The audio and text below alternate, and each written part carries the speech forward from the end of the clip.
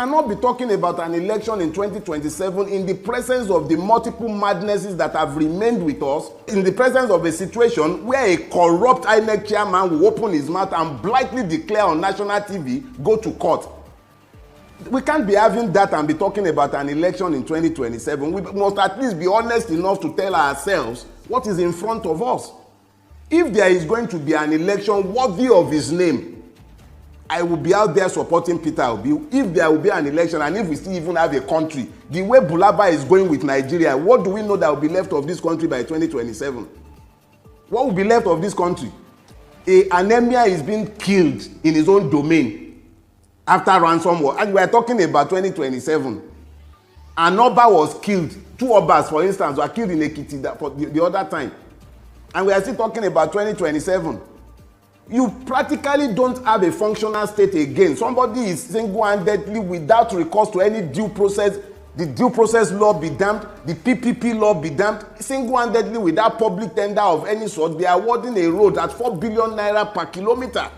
And you are still talking about a country.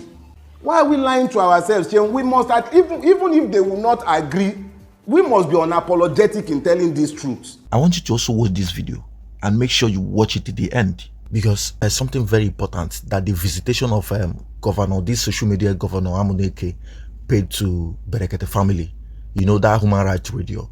So I want you to watch this video carefully, and of course share, like, drop your comment, and of course subscribe and turn on your notification so that you would always get notified when a video like this one is dropped. Thank you. There's no months that pass by that I wouldn't do something on INEC. There's no months that pass by. You check even the recent one I did was on beavers. Somebody will come and you put your fingerprints, you see a goat or you see a dog. you saw it. Thank God you saw it. The mic, sir.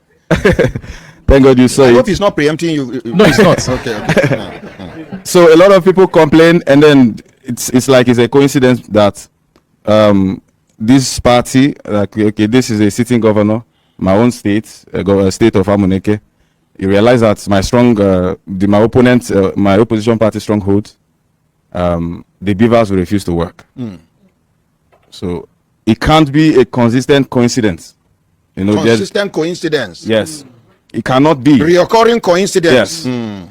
You know that this is a stronghold for this party. Then the beavers refuse to work, and they give excuses. They come by, you know, almost in the evening. They give excuses. So it can't be a coincidence. It can't be a continuous something. And then the only question I had was, what is the mode of, what is adjustment on the mode of collection? How do they call it? Collision. What is the adjustment that has been made? Because in 2025, and after people vote with their fingerprints or whatever machine, and then they are still carrying papers from east to north to go and count. Professors are lying up and they are lying to our face, from like calling result that is different from what we've seen from the grassroots. Okay, let's say you are from one part in Kogi State and you people counted the vote, but when they are calling it in Abuja, it's a different thing. This is 2025 for kind of like. Somebody should be able to put his finger. Somebody should be able to put his finger, and you see your own data read. I don't think there's. Wait. Yeah. If the vote, as at that time, now 46. As you put your own, you go see 47. You seen the radar on the board. That is how it is done in America. I hope you are not preempting them. I hope you are not preempting them. This is 2025. As long as I will vote somewhere in Nsukka, and I'm expecting one old man to carry my votes to Abuja to go and tell me what my result is. No, one the whole Nigerians. The one where they even mentioned. What about inconclusive? You never hear inconclusive. Why are we still in that era? We're still voting like we're still in 1960. We have beavers, we have all the machines, we have everything. They say they've spent billions, right? Why do we still have to carry papers and be going to Abuja and be saying APC, Your Excellency, 66, this one? Your Excellency, yes. The person who designed that machine in the first place, just because he and somebody get issue for INEC, they push him away from that department. I get in name, I get in resume. Now another new person entirely when no understand the design of that machine that time. Now they carry come. Continue. So So it's everybody's tired. Of course, I still have. I want to dedicate like next month to campaign on going to get. Oh my goodness! PVC. Let's appreciate this young man. I want to do a strong awareness on collecting PVC because everybody will tell you what will change. But I want INEC to understand that the progress of this country is on their head. Okay, so I want to say this, Governor Amuneke, and to others you represent. Okay, may I use the normal English here? Whatever you talk now, are you getting it? I know saying that the passion where you get, and some other young Nigerians, where one sure say at least this country will not go enjoy them. Okay? I know most of the things where they happen, nobody ever like I'm like that. I know I don't see some of your skills and everything like that. They are quite very, very deep. Some, yes, they make my commission to improve on which thing that they do. After every election, the commission, they sit down to review what thing happen and how they go improve on them. We know they take down for granted so that whatever happen, if you be saying that the fault they come from the commission, maybe the way that they do their things, they go look for how they go fit, adjust. Then if you be saying that the laws, where they guide the process, now in cause them, then they go need to make the laws. The National Assembly go pass them so that in the electoral they go amend them so that that thing they go cover them, we go feed do our work. Then if you be say consign how others still they participate, they go also engage them. Now so the process they go. Now, again what you mentioned, and most people they get the wrong narrative of the issue, and then at the election, the management of results, where you talk about automated transmission.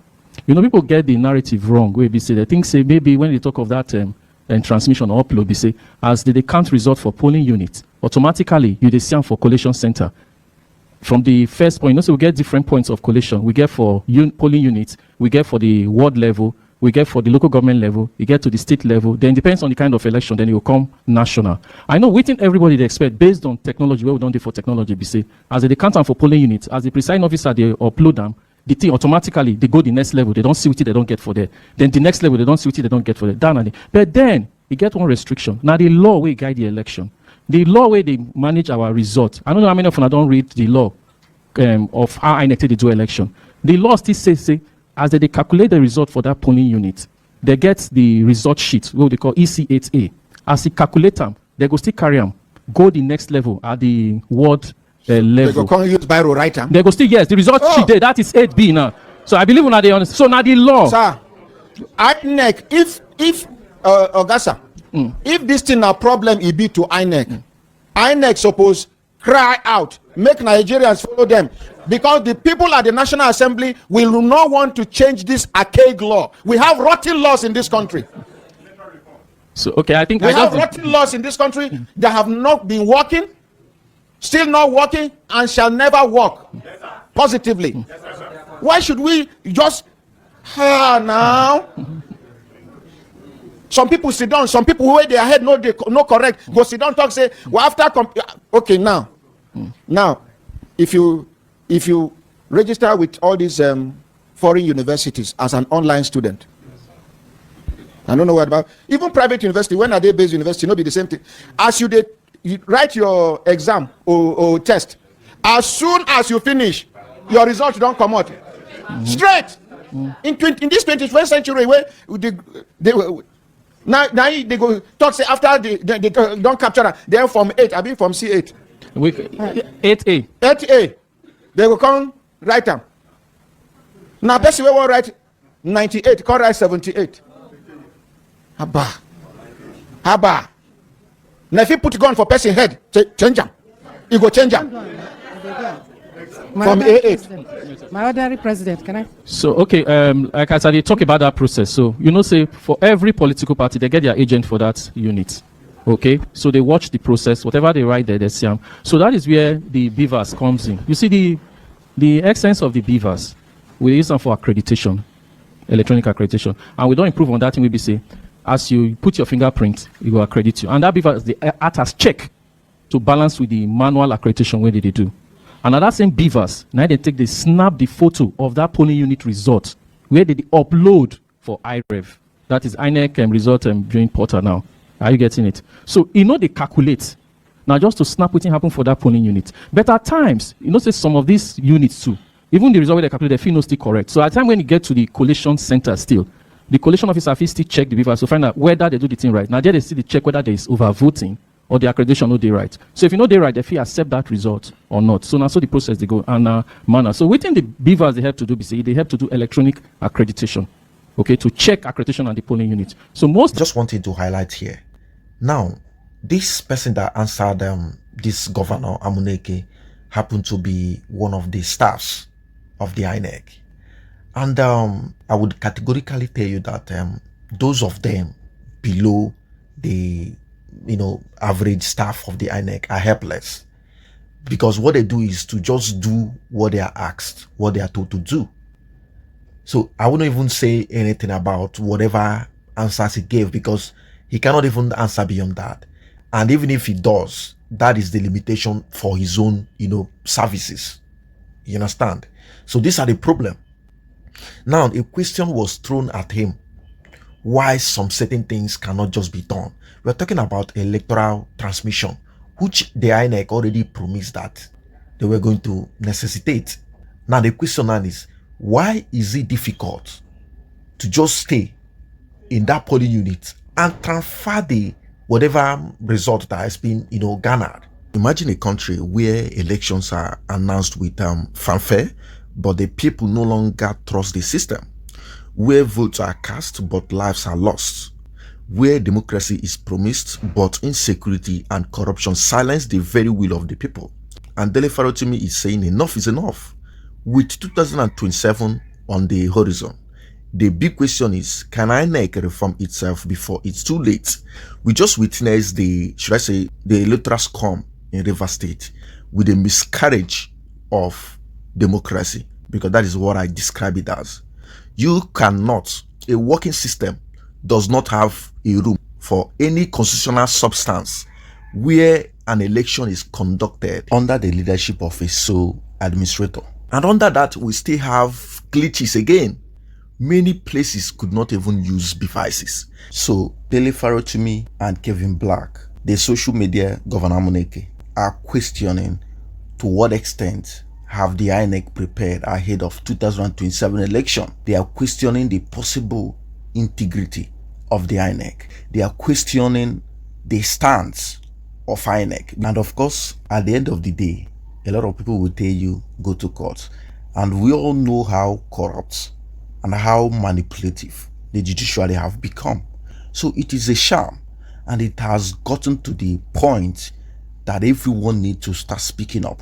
I mean, elections are supposed to give people hope, but in Nigeria, each election feels like a war. Human rights lawyer Dele farotimi is warning us, if INEC doesn't reform before 2027, then what we are calling an election may just be another tragedy in disguise. And to me, he's not mincing words. Nigerians are losing their lives every day, and yet we are talking about elections as if it's all about elections. So human rights activist Dele farotimi has once again sparked this conversation about the credibility of our electoral system. He didn't just hold back when speaking about INEC. According to him, before we can even talk about the 2027 elections, there is an urgent need of a reformation of INEC. Now, think about it. How do you hold an election in a country where insecurity is so bad that people are literally losing their lives every day? How do you call that a democracy when fear, violence, and bloodshed define the very process of voting? He said, we cannot be talking about an election where lots of people are unalived every day. And he is right, because elections are not just about ballots and counting votes. They are about safety, trust, legitimacy, transparency, and democracy. So what is the takeaway here? It's simple. Without reform, INEC risks losing whatever credibility it still have left. Electoral reform must address transparency, technology, security, and accountability. Otherwise, 2027 may become just another cycle of contested results, court battles, disagreement by Nigerians, disappointment by Nigerians. We all remember that Tasmin, a young Nigerian who has repeatedly been pushing about the reform of the INEC. And it speaks so important that those things need to be addressed. This is one of the basic issues that is facing Nigeria today, but people are looking out from it. So Dele farotimi's message is a warning shot. and we cannot afford to ignore it. If we want a future where our vote truly counts, then the time for electoral reform is not in 2026, not in 2027, but right now. I mean, to some extent, I was even asking myself, whether Mr. P2B and Atiku Abubakar and some other political figures that contested the last, general elections in the court, what are they doing for this INEC reform call? Because they should be in forefront for this to happen. These are people that should be underground, holding placard in Abuja, protesting about the INEC reform, not waiting for the court battles after 2027 general election, as usual. So it gives me this impression of doubt if they are even interested in the electoral reform themselves. So Nigerians, the ball is in our court.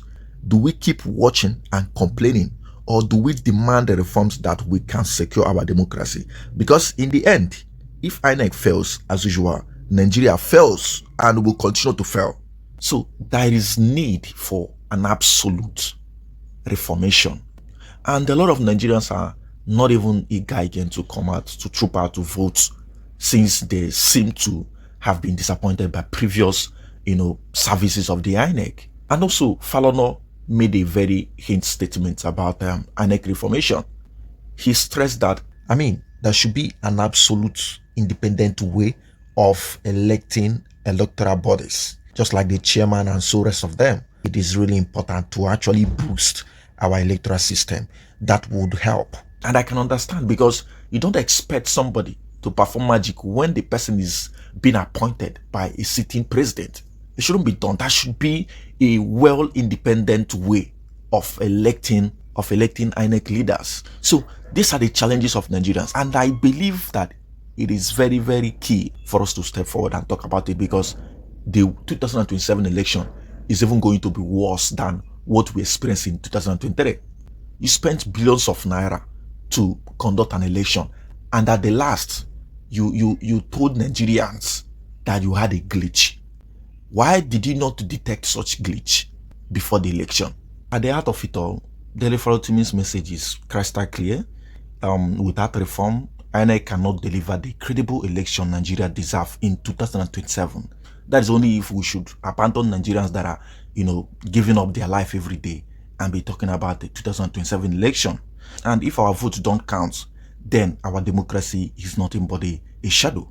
So the question is this: will INEC step up, or will Nigeria once again be trapped in the same circle of violence, distrust, and disappointment? I would love to hear your thoughts. Do you believe INEC can redeem itself before 2027 even? Drop your answers in the comments. And if you found this breakdown useful, don't forget to like, share, and subscribe, because in the next video, we will be diving even deeper into the issues like this one. And trust me, you don't want to miss it out. Thank you for watching.